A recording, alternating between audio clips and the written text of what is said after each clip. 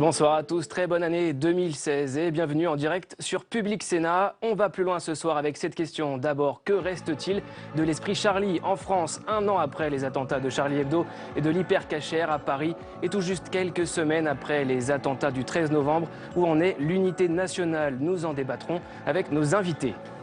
Autre titre de l'actualité, ce soir la déchéance de nationalité qui divise la classe politique. À gauche, plusieurs voix s'élèvent pour étendre à l'ensemble des Français cette mesure symbolique proposée par François Hollande. On en parle dans quelques instants.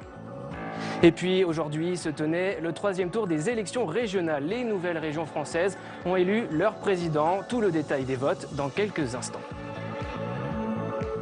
Merci d'être en notre compagnie. Voilà pour le programme. Tout de suite, les repères de l'actualité.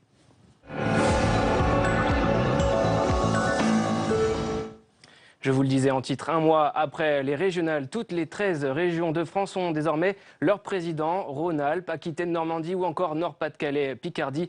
Les 7 nouvelles super-régions ont désigné leur tête de leur exécutif. Un troisième tour des régionales que nous détaille Cécile Sixou. Bertrand, 116 voix, est donc élu président du Conseil régional Nord-Pas-de-Calais. Longuement applaudi, Xavier Bertrand devient sans surprise le nouveau président de la région Nord-Pas-de-Calais-Picardie. Le FN, arrivé en deuxième position, n'a pas souhaité participer au scrutin. Moi, je suis une combattante politique, je me bats pour des idées. Par conséquent, lorsque nous gagnons, eh bien évidemment, je m'en réjouis. Et lorsque nous perdons, eh bien nous continuons à nous battre. Voilà, nous sommes déjà la tête dans d'autres échéances. Tout sourire aussi, Laurent Wauquiez, promu numéro 2 du parti Les Républicains, il prend la tête de la région Auvergne-Rhône-Alpes. L'ancienne ministre socialiste Carole Delga devient quant à elle la plus jeune présidente de région en Languedoc-Roussillon-Midi-Pyrénées. Et Hervé Morin, seul candidat, remporte lui la Normandie avec quelques voix d'avance. 3 anciens présidents retrouvent quant à eux leur fauteuil, mais dans des régions désormais plus étendues et aux compétences élargies. Alain Rousset en Aquitaine, Poitou-Charentes, Limousin, Marie-Guide Dufay en Bourgogne-Franche-Comté et Philippe Richert en Alsace, Champagne, Ardennes, Lorraine. 7 nouveaux présidents pour cette nouvelle région auxquelles il faudra donner un nom avant fin juillet. Et regardez cette image maintenant, premier conseil des ministres de 2016, un trajet traditionnel entre le ministère de l'Intérieur et le palais de l'Élysée, une image d'unité pour cette rentrée gouvernementale. À la sortie, Stéphane Le Foll, le porte-parole du gouvernement, a rappelé les grandes priorités pour la nouvelle année. On l'écoute tout de suite. L'année 2016 doit être une année de travail au service de 3 grandes priorités. La première, c'est de continuer à protéger les Français, à lutter contre le terrorisme, que ce soit sur la scène extérieure ou bien sûr ici en France. Et ça sera l'objet des débats qui vont venir, en particulier à l'Assemblée nationale, sur la réforme constitutionnelle. C'est aussi l'enjeu de l'emploi, avec un début d'année qui est marqué par la mise en œuvre d'un certain nombre de mesures très importantes. Et puis c'est enfin la préparation, je l'ai dit, aussi de l'avenir, avec l'enjeu des investissements. Le président a rappelé le fait qu'on devait mobiliser des moyens spécifiques pour faire en sorte que la France reste le pays en avance après la réussite de la COP21. Notez ce chiffre, près d'1 milliard d'euros. C'est ce que devrait coûter la formation de 500 000 chômeurs supplémentaires en France. Un chiffre livré par nos confrères des Échos. Lors de ses vœux, jeudi dernier, François Hollande avait annoncé le lancement d'un plan massif de formation des demandeurs d'emploi, mais sans en préciser le financement. Autre sujet au menu de ce premier conseil des ministres, la déchéance de la nationalité pour les personnes convaincues de terrorisme. François Hollande veut rassembler sur la question. L'extension à l'ensemble des Français et non pas seulement aux binationaux est envisagée. Les explications avec Géraldine Bavoileau. À gauche comme à droite, la proposition de François Hollande d'inscrire la déchéance de nationalité pour des actes de terrorisme dans la Constitution n'en finit pas de faire des vagues. Même dans son propre camp, lorsque le premier secrétaire du Parti socialiste sort de son silence, l'ambiguïté demeure. C'est discutable parce que ce n'est pas une valeur ou un principe ou une proposition qui vient de la gauche. Mais ce n'est pas indigne, parce que c'est déjà dans notre code civil et c'est même pratiqué. Pourtant, d'autres voix à gauche suggèrent un compromis sur cette question. C'est le cas du président des députés socialistes. Aujourd'hui, on rentre dans ce débat beaucoup trop par la question de la nationalité et pas par la question du terrorisme. Or, moi, ce que je souhaite, c'est que nous trouvions une solution qui permette demain, pour tous ceux qui tournent leurs armes contre l'État et contre ceux qui vivent dans notre pays, de leur enlever la nationalité française. Qu'ils soient binationaux ou pas. Une proposition qui pourrait avoir les faveurs du gouvernement, soucieux d'obtenir une majorité large au Parlement.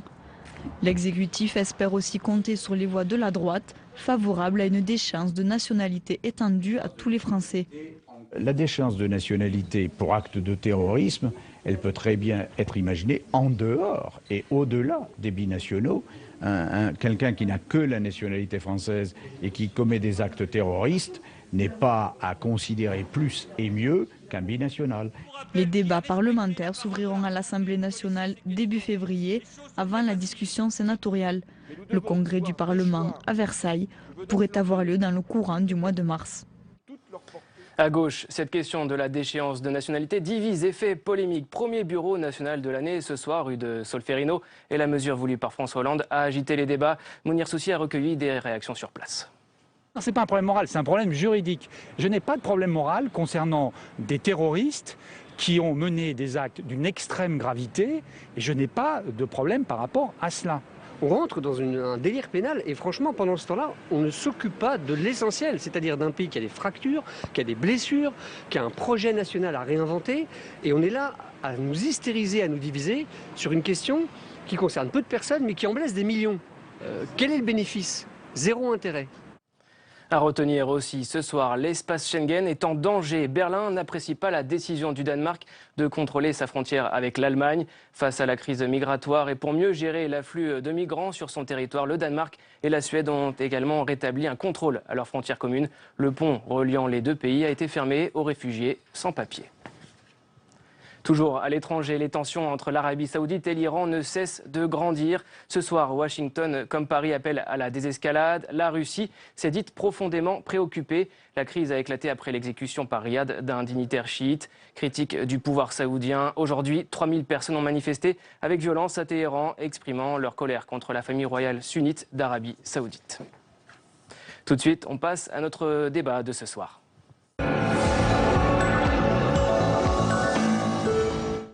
On va plus loin maintenant, car il y a un an, presque jour pour jour, les frères Kouachi pénétraient dans la rédaction de Charlie Hebdo. 11 personnes étaient tuées, 8 collaborateurs du journal, parmi lesquels des dessinateurs. 2 jours plus tard, porte de Vincennes à Paris, Amédi Koulibaly prenait en otage 28 personnes dans le magasin Hypercacher.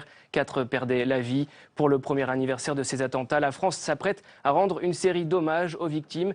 À cette occasion, Public Sénat vous propose un documentaire inédit à la recherche de Bernard Maris, l'anti-économiste, une enquête sur le journaliste et écrivain, collaborateur de Charlie Hebdo, tombé sous les balles des terroristes le 7 janvier. Un portrait réalisé par Hélène Risser et la dernière compagne de la victime, Hélène Fresnel. Je vous propose tout de suite de regarder un extrait. C'est l'histoire d'un frustré de l'économie qui va s'intéresser à la politique. L'histoire aussi d'un Toulousain qui monte à Paris. Le Sud martyrisé par le Nord. Il s'y installe dans le Nord et se prend à rêver d'écrire dans un journal. Il frappe à la porte du tout jeune Charlie Hebdo, ressuscité par Cabu et Val. Cabu et moi, on avait envie qu'un économiste s'adresse à un public non averti. On trouvait Bernard très sympathique et talentueux. Et on a sympathisé, on l'a présenté à cette petite rédaction qui on peut le dire aujourd'hui parce qu'on s'en fout, qui était très hostile à Bernard, parce que ses papiers étaient illisibles. Donc on était emmerdés, Cabu et moi, et on discutait avec Bernard, on disait mais essaye de parler plus simplement, plus, je sais pas, enfin bref, on essayait de le décoincer quoi. Et on a une idée, on lui dit, écoute, imagine que tu as des petits-neveux débiles qui comprennent rien. C'est comme dans la bande dessinée de Pilote ou les histoires de l'oncle Paul, mais tu vas être oncle Bernard et tu vas raconter l'économie à tes petits-neveux cons. Et ça l'a fait rigoler. Il a dit, ah oui, je vais essayer. Et la première chronique qu'il a signée, oncle Bernard, était formidable. C'était à pisser de rire et on comprenait tout.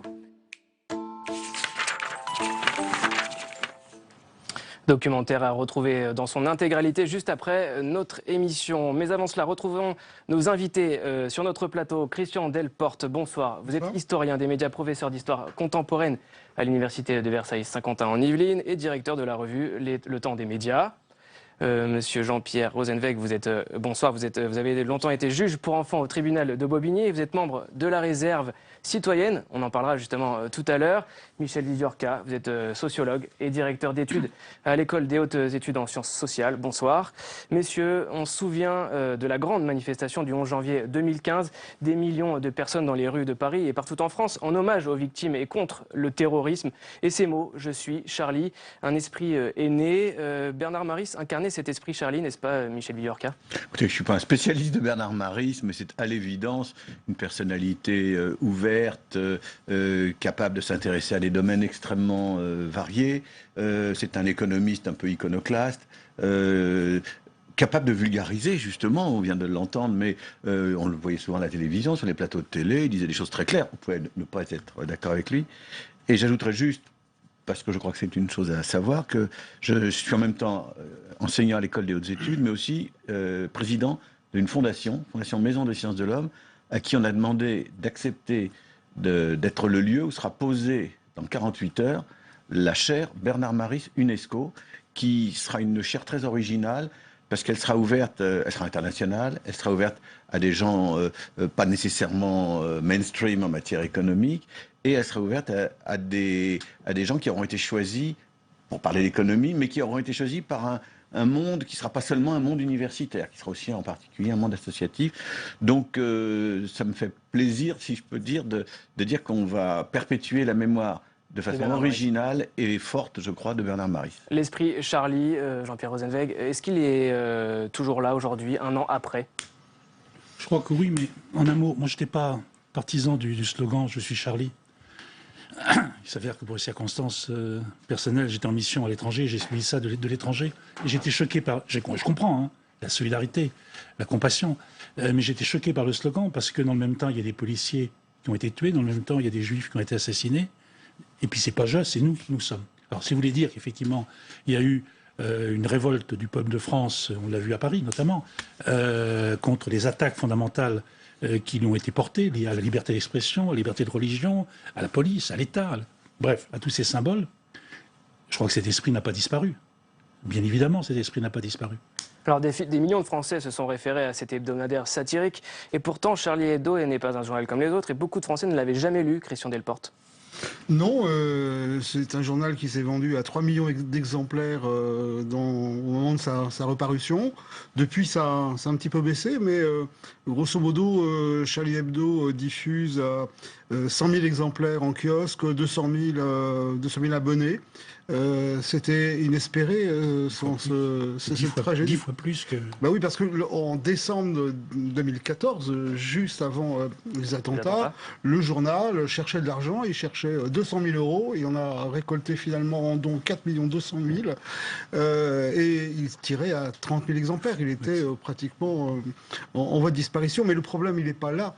Le problème, c'est l'âme de Charlie aujourd'hui. Et elle peut vivre encore aujourd'hui, cette âme de Charlie Hebdo? C'est assez difficile. C'est-à-dire qu'à la fois, c'est un journal qui n'a plus de c'est la première fois de son histoire, depuis sa réapparition en 1992. C'est un journal qui n'a plus de problèmes financiers, mais qui est bien seul. Aujourd'hui, il fonctionne dans un lieu tenu secret. C'est quelque chose qu'on ne connaît pas dans la presse française.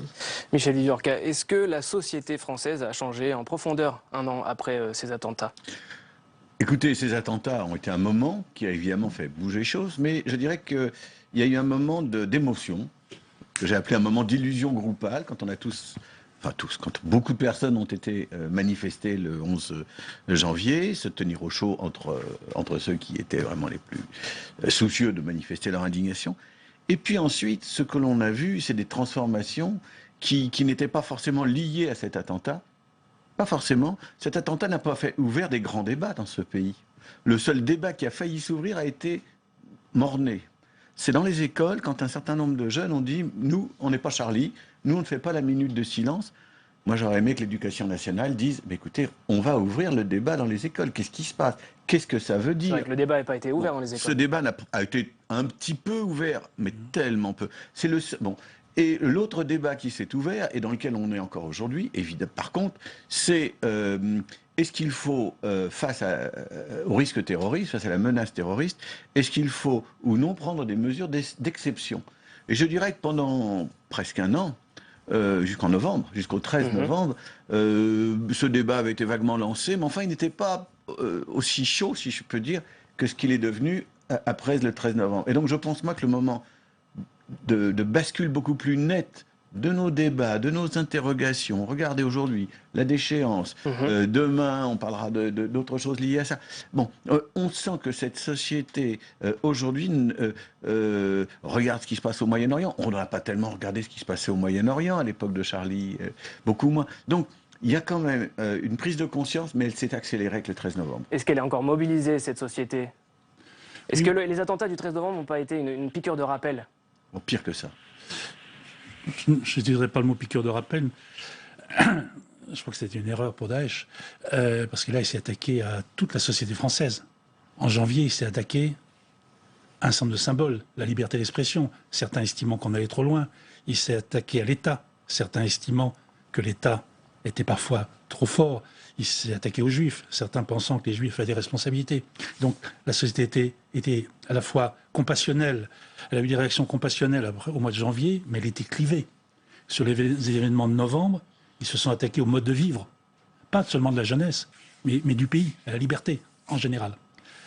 Donc piqûre de rappel, je ne sais pas, mais en tout cas, j'allais dire coup très violent. Et pour revenir à votre question première, je crois que... La mobilisation 2015, dans les écoles aussi. Je crois qu'en 2015, je vais y revenir dans 20 secondes, je crois que 2015, c'était, je vais ajouter malheureusement immédiatement, parce que le prix à payer était très cher, la concrétisation de ce qu'un certain nombre de gens disent, qu'un certain nombre d'entre nous disions, Michel, moi-même, d'autres, depuis 10 ou 15 ans, etc., c'est que nous sommes assis sur une poudrière. La société française est bien plus clivée, bien plus fracturée. Elle est, et pour dire les choses autrement, en positif, elle n'est pas héritière de l'ensemble de son histoire. Elle n'a pas vidé un certain nombre d'abcès.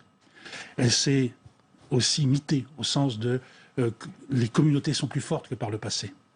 Et le lien de ce qui fait France, qu'on a dénaturé lorsque certains ont voulu parler de ce qu'était la France et la nationalité, il y a un certain nombre de gens qui en France, la preuve, ils partent pour faire le djihad, qui ne se sentent pas français.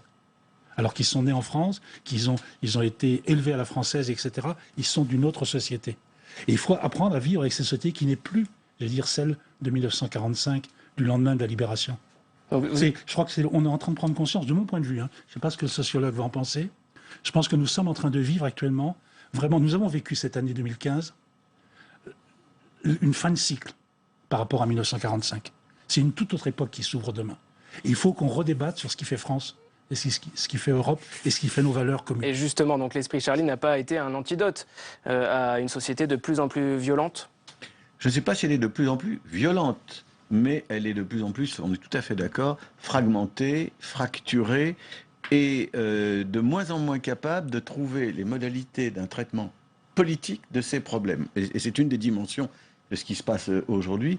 On a le sentiment que le monde politique, et on pourrait ajouter, si vous me l'autorisez, le monde journalistique trop souvent, pas toujours, mais on a le sentiment que cet univers-là, aujourd'hui, n'est plus en phase avec les problèmes, les attentes et les fractures de la société. Donc il y a une fin de cycle et c'est un autre cycle qui s'ouvre. Alors j'ajouterais, alors je parle sous le contrôle de l'historien, que peut-être la fin de cycle, oui, à condition de dire que le cycle actuel a été inauguré non pas en 1945, mais peut-être à la sortie des 30 Glorieuses, c'est-à-dire qu'on a eu l'après-guerre, 30 années de plein emploi, de croissance, etc. Et puis on est sorti de ça. Et on a pris longuement, on a mis longtemps à en prendre conscience, et je crois qu'aujourd'hui on est un peu au bout de ça, on est au bout de ça politiquement, médiatiquement, culturellement, économiquement, et que on se demande qu'est-ce qui nous attend ensuite. Est-ce que les politiques ont pris la mesure de tout cela? Ça n'est pas sûr. Ce qui est sûr, en revanche, c'est que la France s'interroge sur son avenir, mais l'avenir le plus immédiat.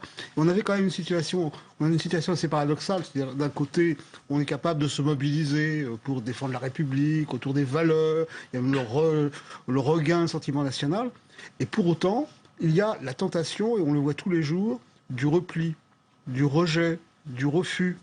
Et donc c'est ce sont ces deux faces-là de la société française qui sont en affrontement. On ne sait pas encore laquelle va l'emporter.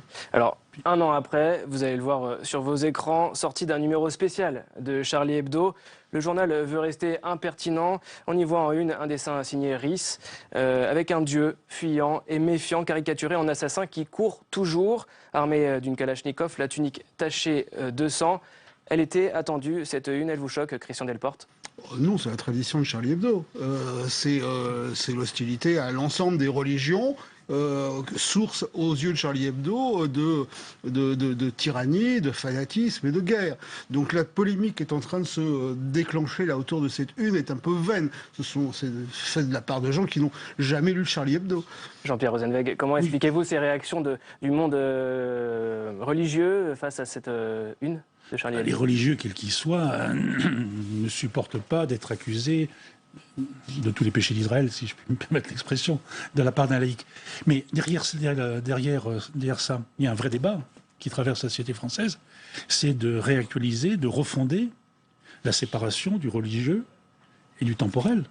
Il faut relégitimer les lois de 1905, montrer les bénéfices que nous avons tous à admettre l'ensemble des religions, y compris la non-religion, le fait de ne pas croire. Et je pense que le problème n'est pas celui des religions qui ont été trop fortes, c'est celui des laïcs qui n'ont pas supporté suffisamment fort l'enjeu de la laïcité à la française. Alors justement, il y a un an, la ministre de l'Éducation, Najat Vallaud-Belkacem, appelait à la mobilisation citoyenne.